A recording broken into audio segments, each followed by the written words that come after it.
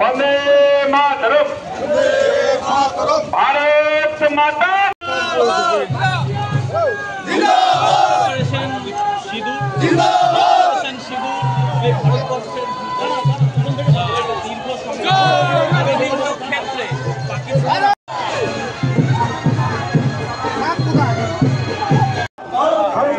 ঘিরে কোচবিহারে যে তিরঙ্গা যাত্রা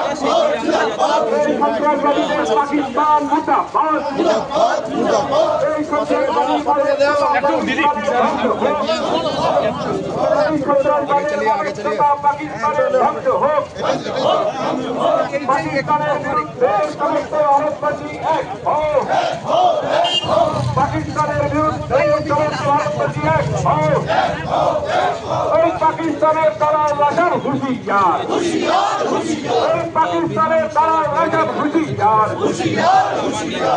সেই ছবি কিন্তু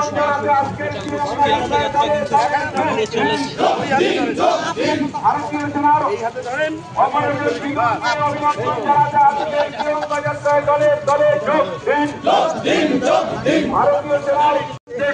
पहलगाम बेছে বেছে টার্গেট কিলিং করা হয়েছিল, হিন্দুদেরকে বেছে বেছে টার্গেট কিলিং করা হয়েছিল এবং সেখানে যারা টেরোরিস্ট যারা ছিল, যারা উগ্রপন্থী যারা ছিল, তারা ভারতীয় মহিলাদেরকে বলেছিলেন যে তাদেরকে অপমান করেছিলেন।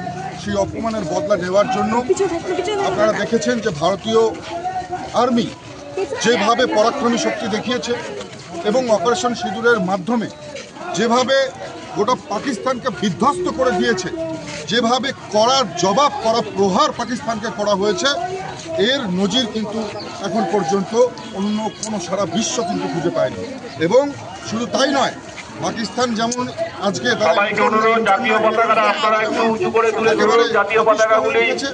পাশাপাশি ইন্ডিয়ার জাতীয় পতাকাগুলো একটু উঁচু করে তুলে ধরবেন তারা কিন্তু এবং যারা তিরঙ্গা নিয়েছেন আমাদের প্রায় 100 মিটার তিরঙ্গা, সকলকে অনুরোধ করছি আপনারা তিরঙ্গা ছাড়বেন না, তিরঙ্গার যেন কোনোভাবে অবমাননা না হয়। যে পরাক্রমী শক্তি কতটা বৃদ্ধি পেয়েছে এবং আজকে সেই বীর সেনাদেরকে সম্মান জ্ঞাপনের জন্য, সেই বীর সেনাদেরকে কৃতজ্ঞতা জ্ঞাপনের জন্য কুচবিহারের সাধারণ মানুষ পা মিলিয়েছে, তিরঙ্গা ঝান্ডা হাতে নিয়ে প্রত্যেকে তারা এসছে, ভারতবর্ষের জয় জয়কার করেছে, ভারতীয় সেনাদের জয় জয় করেছে।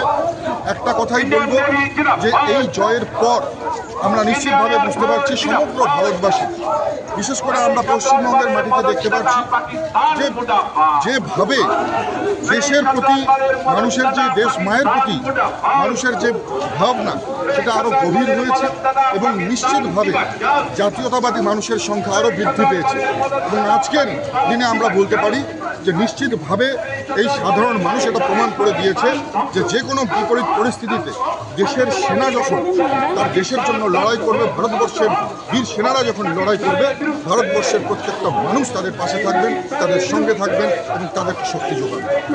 কিছুদিন আগে শীতলকুচির উকিল বর্মন ফিরে এসেছে ভারতে এবং বিজেপির বিধায়করা গিয়েছিল।